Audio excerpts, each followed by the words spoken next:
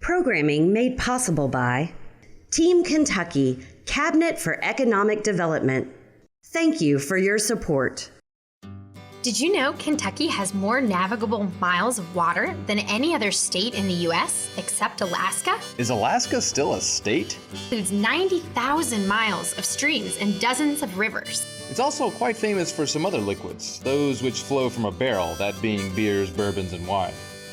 Many of the world's best-known distilleries can be found right here in the Bluegrass State, and interestingly enough, pretty darn close to many of our lakes, rivers, and streams.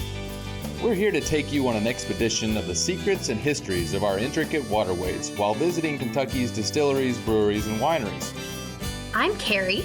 And I'm Kyle. And we're two Kentuckians who are pretty proud of our state and want to share a sip of what the Commonwealth has to offer.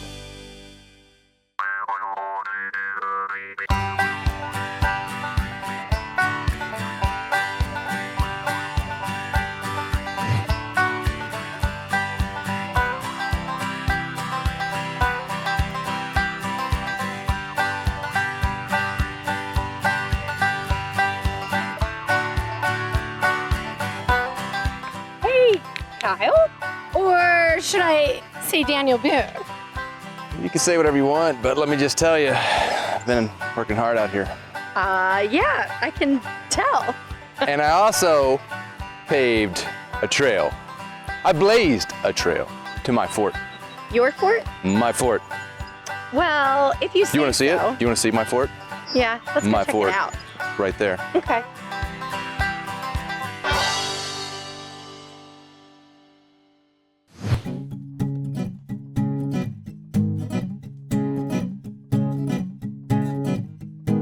So, Carrie, welcome to my fort. It's lovely, Kyle. Isn't You've it? done a great job. Well, we've got a lot going on today here. As you can see, I have some friends over. We've got some animals being cooked over here. We've got some metal being cooked over there. It's a busy day. Lot to see, lot to do, lots of history here. I've got a special day planned. You're gonna love it. I'm gonna go into town and visit a brewery that sits on top of a creek, on top of it. And then I'm gonna go to a winery that sits on top of a mountain. Oh. It's not really a mountain, it's more of a hill, but still, it's up there. What do you got planned? Well, I am going to explore your lovely fort. Good. And then I'm going to go learn all about bait so that I can catch some fish on Lake Reba. Bait, Bait. worms and such. I'm gonna have you meet a good friend of mine here. He's gonna tell you all about this fort. And while he's doing that, in your whole adventures today, I want you to think about, try to find the craziest story you can about me. Oh, Kyle, I already have a lot of crazy stories about you. Not me, Daniel Boone, me, Daniel Boone. Okay, I think I can do that. That sounds fun. Well, let's go. Oh, and while you're doing that, I'm gonna go play a little bit. So I'll catch up with you later.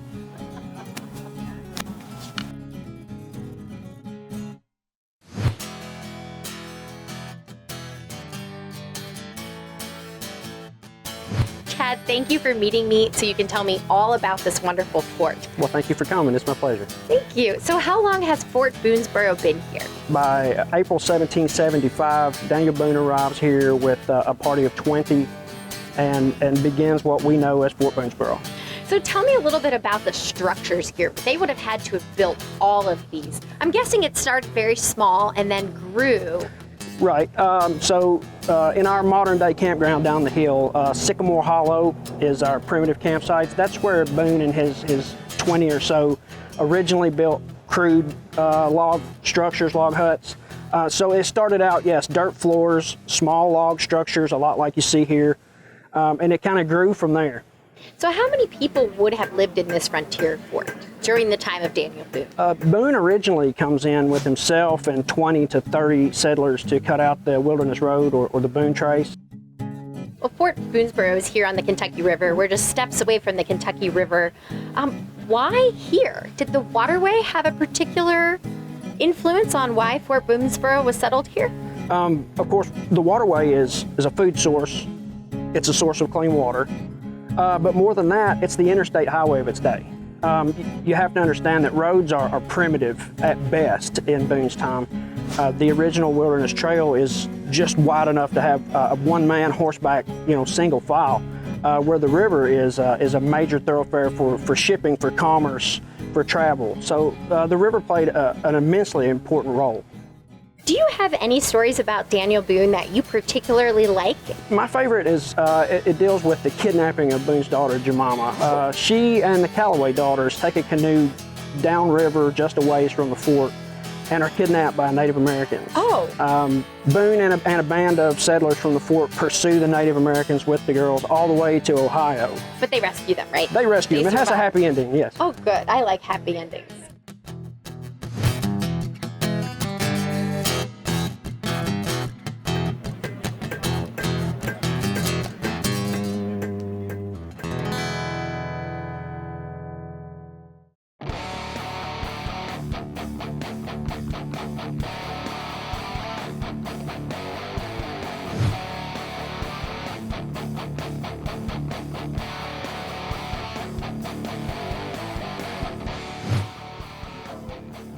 Charlie, my man, look at you bringing the magic juice. Dreaming Creek Brewery. This is my first time here.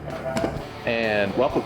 it smells delicious. Brew day. Right behind us. Brew day. Fresh beer.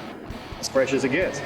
Tell me the story of Dreaming Creek Brewery. Love the name, and I'm guessing there's a story there. There is. We'll get to that. We started in 2018 as far as this. We had a bar before this, kind of a test run to see how craft beer would go in Madison County. This is an old Social Security building. Is it really? All right. Built in the 60s. It was built like a tank, fallout shelter. Oh, yeah.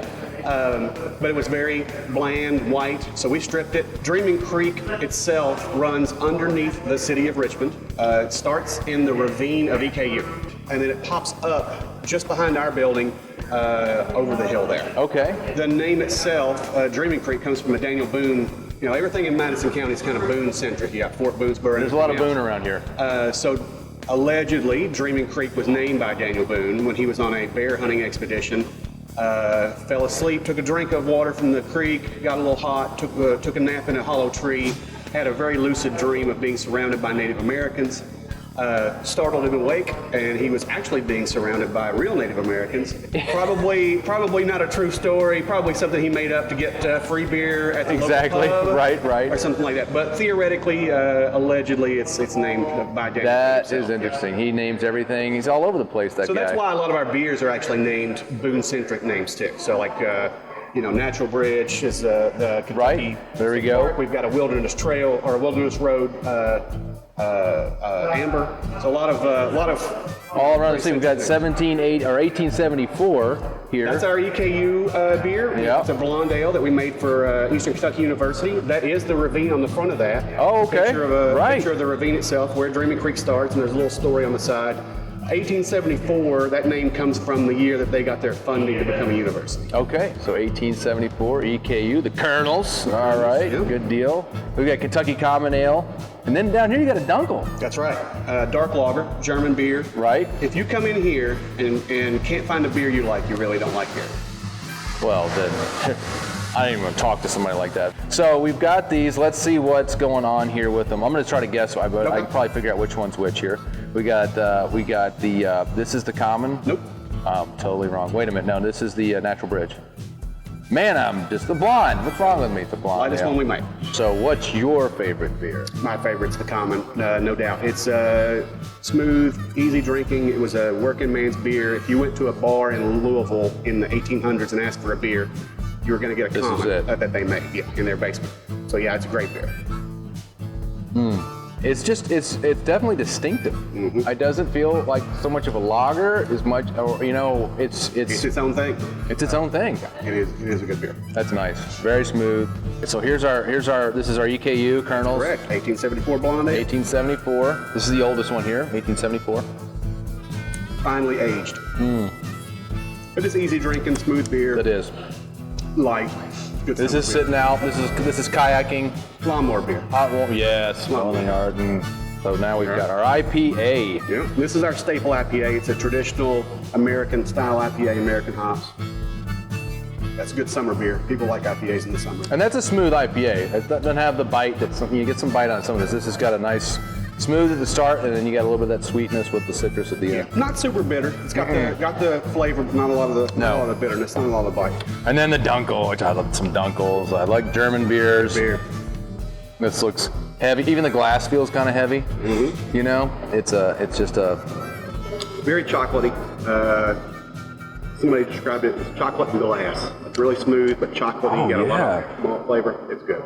We make about 450 to 500 barrels of beer a year. Okay. 31 gallons a barrel. 31 gallons a barrel. That's a lot of beer. I mean, maybe 2020 I probably drink that much, but it's not common.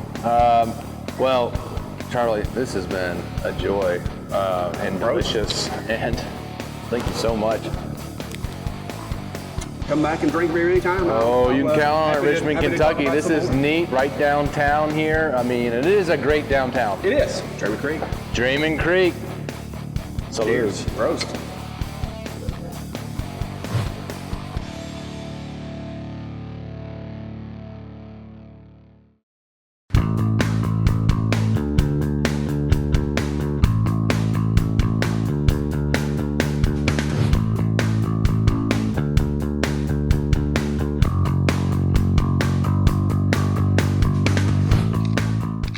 Kent.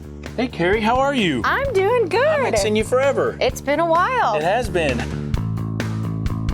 So I hear you can tell me what I need to catch fish on Lake Reba today. Well, I mean, listen, all the fishermen think they all know what you're supposed to catch at Lake Reba, but it also depends on what you're fishing for. Lake Reba has, catfish, bluegill, crappie, bass. Well, I hear the bass may be biting right now. Yeah, actually, bass are elusive. Crappie can be elusive too. All the fish can be elusive. Like we understand that we call it fishing, not catching. But yes, there are some really good bass in Lake Reba. I don't know what you use. Have you bass fished before, or what kind of baits do you? I have, but I usually, hand the hook over and let someone else do it for me. So you can educate me a little bit. Well, so if you take Reba, for example, Reba has a lot of grass. Okay. And so what would happen is that you would, typically in the spring, that grass wouldn't be there yet. And so you can fish a lot more open, what we call open hook baits, where the hook is exposed. Okay. And it's a little bit easier. You don't hook up with grass. But now if you go out there, you'll see grass everywhere. Okay. So it gets a little more difficult unless you're on your kayak or canoe and you're out there and you can kind of fish in the open water. Then you can fish that. But if you're fishing close to the bank, especially off the bank, you want something that's a little bit more weedless. Bass are typically reactive. And so you want to create a reaction. You just don't want to throw it there and then reel it back. You want to bounce it off a piece of wood or bounce it off a rock, or it scrapes something, creates a noise. That's why the spinnerbait's so good. It creates a vibration with the blades. And then if you really want to get into detail, there's all kinds of different blades that go with your spinnerbait. Yeah. I mean, this is the thing about bass fishing and about all these baits. There's all these little nuances about all of them. So some guys or women like to love that there are different actions with the tails. So if we look at these Berkeley frogs, for example, this is called the beat and paddle frog, but you can see how the tails are. Yeah. They're a little bit, so they might have more flex than this one, which is the buzz and speed toad, which is very similar, but look how this is angled different. So these have kind of a wing on it, and these don't. Where if I took a regular worm like this, I could just pinch it and pull it apart. Well, try to pull that apart and see what happens. Okay, so it's actually made out of a Last-Tech material that lasts a little bit longer, but it also gives a little bit different feel to the fish when they bite on it. Okay. You know what I mean? I ask this question all the time, is there night crawlers in the water? Is there? Not really, but yet they love them. They do. You know what I mean? So maybe it's something because they don't see it all the time and they don't get them. Bass eat 75% of their body size. 75% of their body. Think about this in a way that says, hey, just because my fish is just, could only be this big, it'll still try to eat this fish. Okay? So just realize that it could, it doesn't have to be a massive fish to try to bite this. But these are the types of baits that they're fishing in Cedar Creek Lake, things like that, in a deeper channel. They're throwing huge baits like this to catch big bass. If I catch a fish that size, I'll be happy. Well, think about the gear though that you have to throw this with. I mean, you can see it's quite heavy.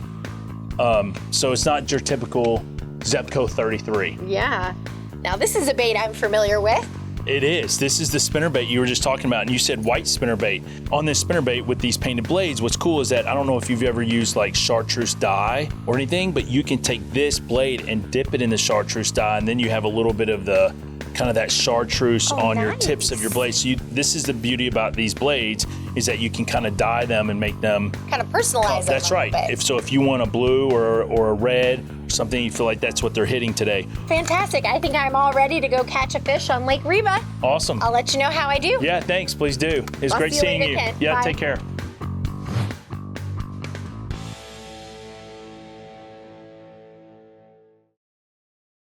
You know what goes great with beer?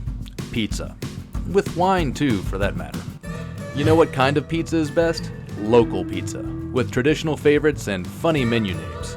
From the Appalachian Mountain to the 4 cheeses of the apocalypse, you can get a green hippie or a Kentucky hot brown on a pizza. Or just design your own. I'm guessing you can dump just about anything you want on it. And if pizza's not your bag, baby, grab a zombie with sketty and butter, and don't forget to pick up your southern accent. The dough recipe was handwritten in pencil, while the sauce recipe was found in an office drawer. The tradition is unique in its roots. Even the name was voted on by the community.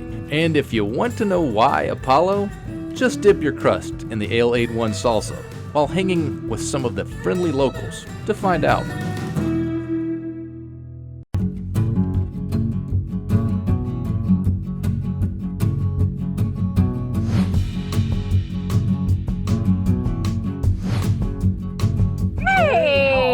Any nibbles? No, not yet. I just got here a few minutes ago. This is a great spot. Well, if you go out there, this island out here, it's a great place to fish on the backside of this island. And then kind of just going down this kind of area down there. What a lot of people don't understand is there's like channels in this lake that they're kind of like, think of them as highways. So that's how the fish get to one place or another. So if they want to be up there, they'd use the highway to come back down here. So they want to get out of that warmer hot water and kind of get down to that colder water. That's why they use the grass and the shade, things like that. That's why a cool day like this or just overcast is great. I'm glad you finally got Yeah, well, you got me on a spinnerbait, so I was like, I'm gonna go out and throw that today. So I haven't thrown one in a while out here, so I thought I'd try it. Well, awesome. Good luck. Awesome. Thank you. Have a great day.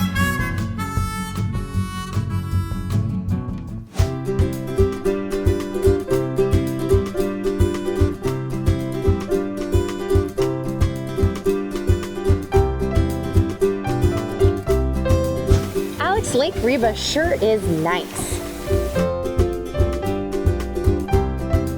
And I understand it's very special to the city of Richmond. Absolutely. It's one of the most accessible lakes we have here that's not outside of city limits. So there's really a little bit of everything here at Lake Reba for folks to get outside and enjoy it.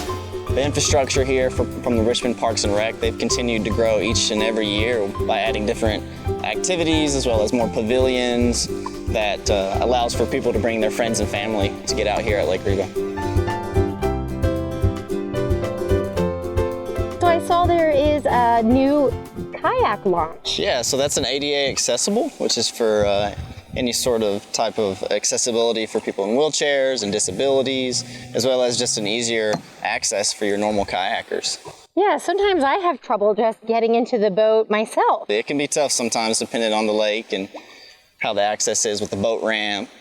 Well, what's good about it is it actually has a sliding ramp section where you can actually slide your boat down, and then there's a cross member, metal cross members, to be able to lift yourself down into the boat with your upper body.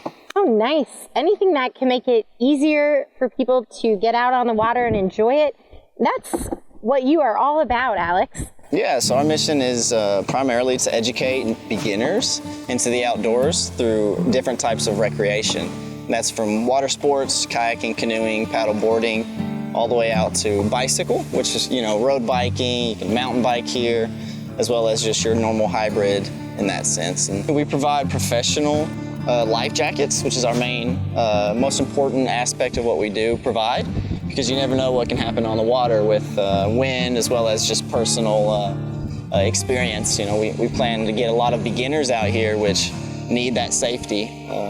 But every piece of equipment comes with obviously your paddle and your vest, as well as different types of boats. We have sit-ins, sit-ons, doubles, as well as canoes and paddle boards. So whatever you prefer or you have an interest in, there'd be availability for that.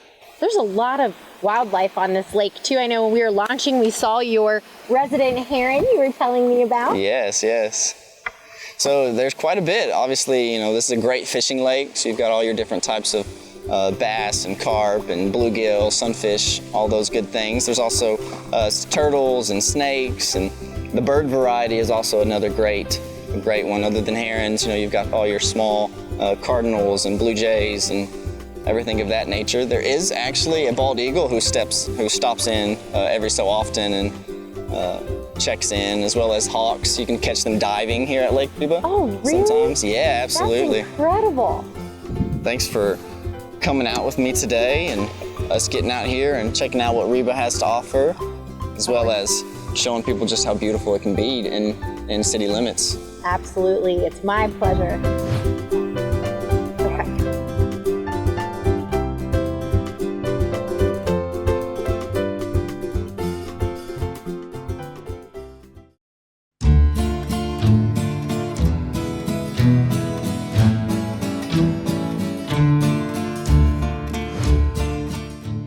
Hey, Kyle. What do you think? Christina. What do you think about all these grapes? I love these grapes. They look like they're ready to go. I think we can go ahead, pick these, put them in a bottle, and then let's just do it. They've got a little more time to grow, but these babies are growing. So why don't you try one? Have you ever tried one off the vine? Sure, maybe. Okay, let's see what you think. It's tart, but it's good. They are good. It's gonna be great. It's gonna be great grape. What did I just eat? So these are Reliance grapes. They are Reliance. And what all are you all growing out here? Because I mean, you come up here and you see just an absolutely beautiful spread of vineyards. And I know you got a lot of grapes. We do. Thank you so much. We have about 4 acres of grapes. We grow Mars, Reliance, Vignoles, and Chamberson. You guys make all the wine here too, right? You're growing, you're producing, you're doing the whole thing? We are. We're in full production. We have 2 vintners here on the property. Our family's roots are very deep here in Madison County. How deep are they in Madison County? Funny you should ask that, Kyle. We were part of Boonesborough with Daniel Boone. Our name is on the big monument. You should check it out sometime. The monument. I saw a monument, just saw a monument down there. I saw it. It's on that big rock over there. It is. By the river. Yep, so we've been here my family's been here many, many generations. So fun. I just love the hills, and I think it's so neat to think this was at some point there were cows roaming around out here, I guess. Yes. And now we've got all these vines all over. I mean, it's... And we still have cows. And there's still cows. There's Lots still of cows. So we got cows, we got wine, we got cupcakes. Oh, wait, Boujee cupcakes. Boujee cupcakes. It comes with your own little dispenser to put your little shot of wine in it. No, you've got to try one. Well, let's go try one. You go try one? Okay. Yeah. Let's do it. After you. Let's go meet Tom and try a Boujee cupcake.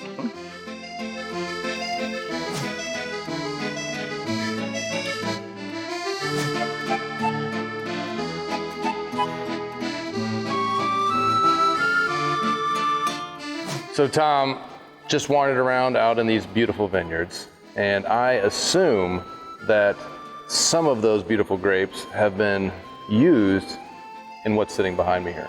Definitely. Yes, we have 4 acres of grapes out there, and every last one of them gets used in some of our wines here.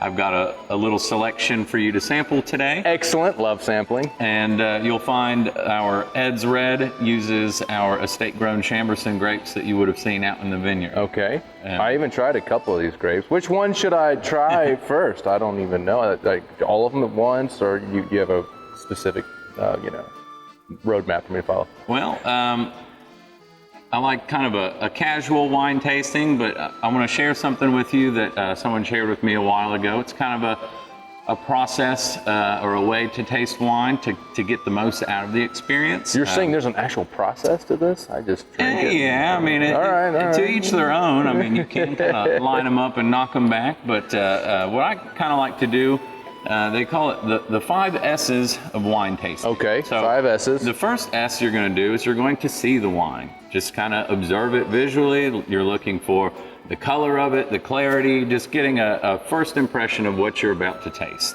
Excellent. So once you've seen it, the next thing to do is kind of swirl it. And I got a little heavy-handed on your pour. I love a heavy-handed pour, sir. Just be cautious, kind of I swirl see some leggage going on there. Yeah, that's going to aerate the wine, kind of bring the aroma to life. And so you already were right there. The next S is the sniff.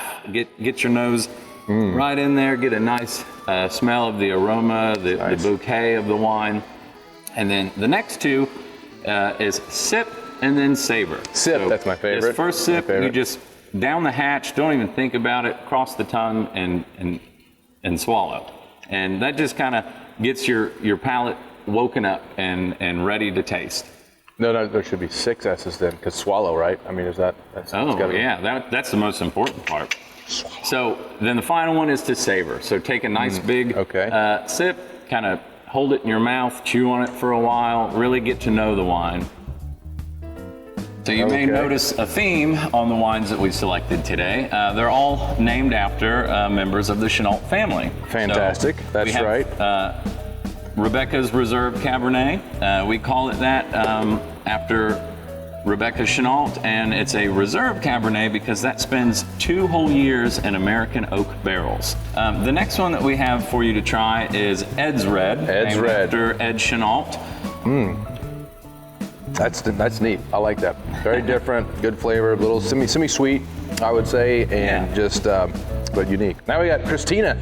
Christina. She was going on and on raving about this wine of hers. Let's just see what this is all about. Tell me about Christina's cranberry. Cranberry. Now I didn't even see any cranberry bogs out there. My goodness. Well, we do use all of our grapes, but as you see, we have several other types of wine. And so we source fruit from other Kentucky growers. We bring fruit in from upstate New York, California, even South America. This makes me think of the holidays, I was going to say. Yeah. I'm totally getting this. This is what I need instead of cranberry sauce on the table. Pour a glass of this, I'm good to go. That's really nice, though. Yeah, that's how you make friends with the family. It's got that tart, still the cranberry tartness you get, but it's definitely sweet.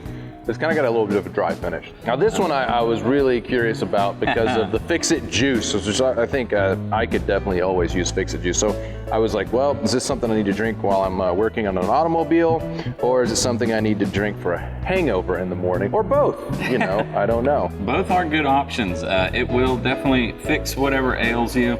And that is 100% Concord grape juice fermented. And so to me, that is a sip of nostalgia. It takes me back to, as a child, Concord grape jelly, Welch's grape juice, but with that little bit of an adult twist. Okay, well, you know what, Tom? It has been a joy. Wonderful wine.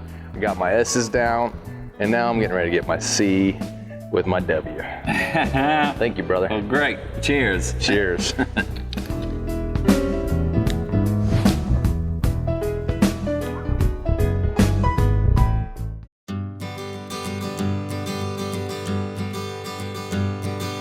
Carrie, I'm so glad you could make it out here. This looks like a great seat.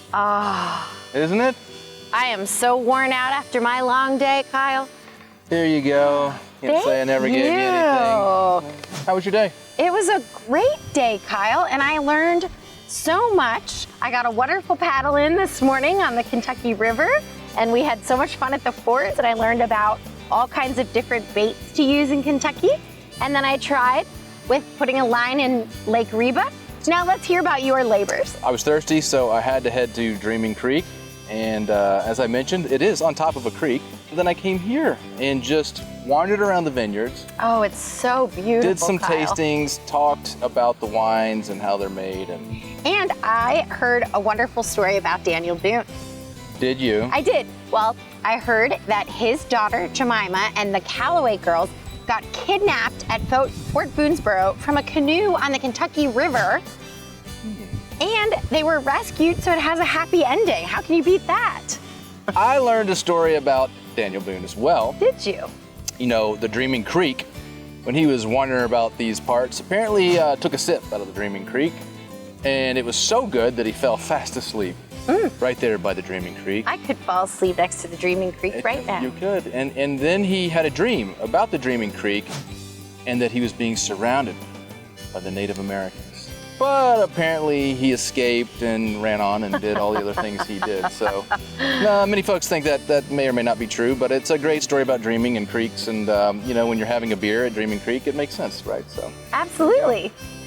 Well, I don't know whose story wins, probably mine, but at least we had some stories and some adventures here, and you know, it was a lot of fun. It was. Let's just sit here and look at this view for a while, Kyle. I think we should. All right. Until next time. We'll see you Downstream.